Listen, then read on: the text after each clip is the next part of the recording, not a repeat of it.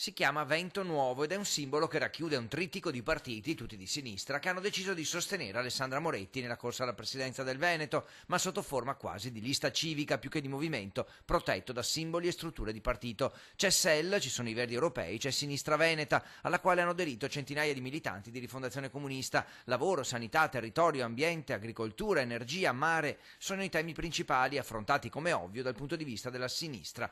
Un accordo che non è concordato a livello nazionale, ma che nasce dal territorio. Probabilmente dietro c'è più ideologia che sostanza.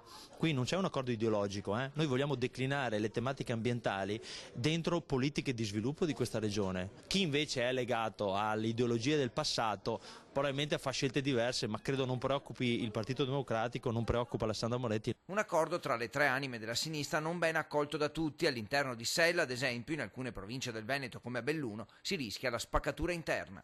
Ci sono divisioni parziali che sono legittime, la maggioranza di SEL Belluno ha aderito al progetto, fra l'altro a SEL a Belluno abbiamo il sindaco di Feltre, Paolo Perenzin, che governa già in un contesto di centrosinistra.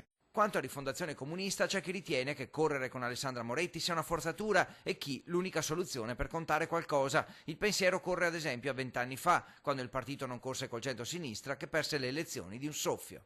Una spaccatura a metà tra chi ritiene che appunto il sostegno al centro-sinistra per battere la Lega, per battere le destre sia un passaggio non giustificabile, e chi invece come noi crede che sia possibile oggi in Veneto scrivere un libro nuovo.